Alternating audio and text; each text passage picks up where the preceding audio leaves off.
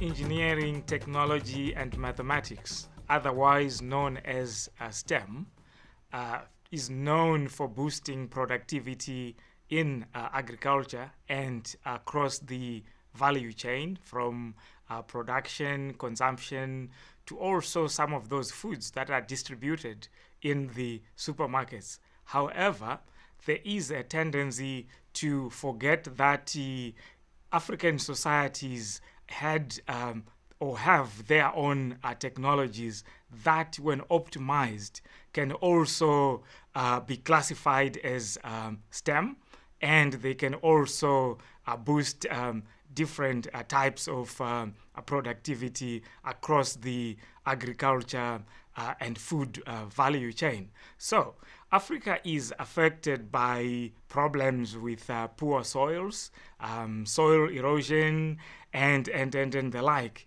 And growing crops year in, year out, it also affects the soil, which also affects the yield. And fertilizers are also very expensive on the continent. So one of the ways that could be easily used to boost productivity involves the use of manure, composting, and otherwise what is known in the language of today as organic farming. So Africans have, since the thousands of years, been using cattle manure to increase the fertility of soil.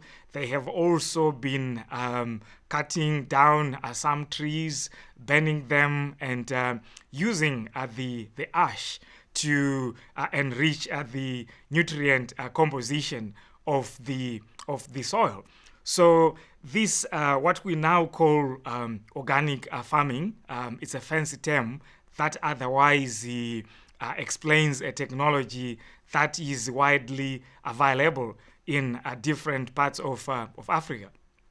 How then can we encourage the small-scale farmers, the village producers, to be heavily involved with compost production, to be heavily involved with manure, and to ensure that the waste material, so if you are a farmer who is keeping cattle, you can use your manure to increase the quality of the soil, which can also produce better yields. That can also be done with people raising chickens and so on. So what we might consider as waste within a typical small-scale hold setting can also be those inputs. So there is no need to actually rely on fertilizers all the time. These are indigenous technologies that were available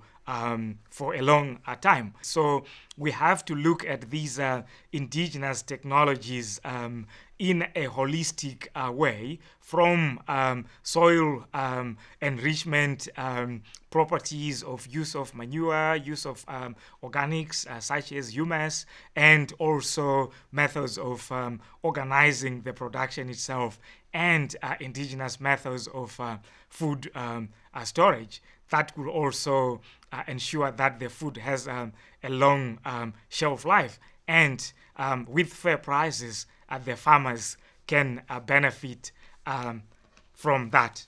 The advantage of STEM is that it comes with technologies that are quite popular. So in terms of creating a platform for linking farmers to make sure that they can get information about the prices at the market, about the amount of rainfall, thinking about weather patterns. Some of the new technologies, such as the digital platforms, even WhatsApp, they are quite useful.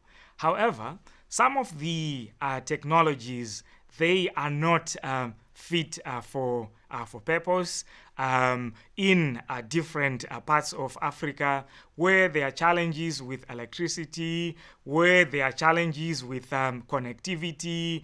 How then do we ensure that those technologies are optimized to benefit the continent? So this takes us to the very important point that when we consider the basket of technologies that are available and that have got potential to boost agricultural production and its value chain in Africa, we have to think about appropriate technologies.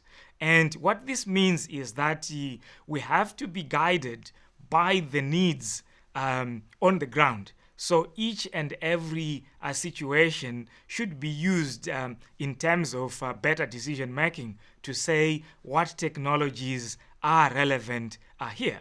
So precision agriculture, which is supported by technologies such as those unmanned aerial vehicles, also popularly known as drones, which are very useful for spraying in an area where you don't have, where the people don't have access to that technology and they don't have the skills to use that technology. Will a donation of 1,000 drones, for argument's sake, will it transform agricultural productivity?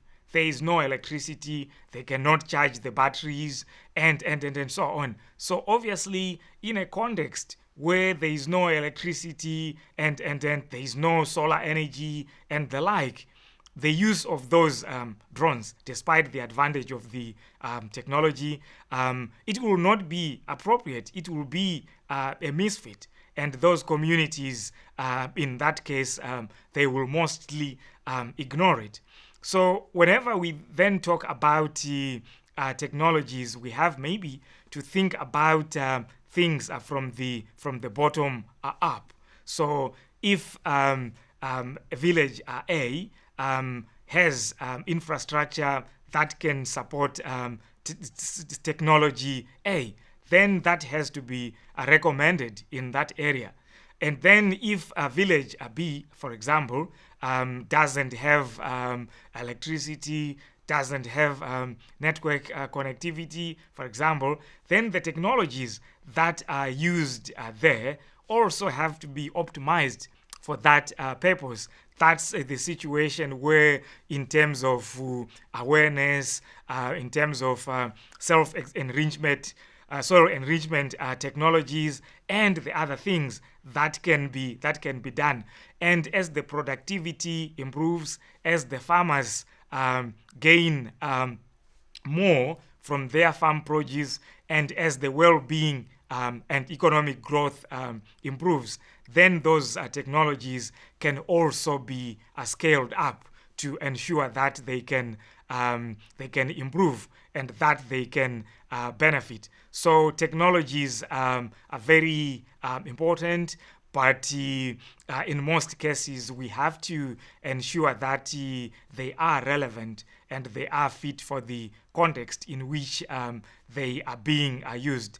Otherwise, they may actually create a situation that is against increasing productivity. So there are a number of challenges associated with the adoption of technology and innovation concerning the need to boost agricultural productivity in Africa. There are challenges with finance.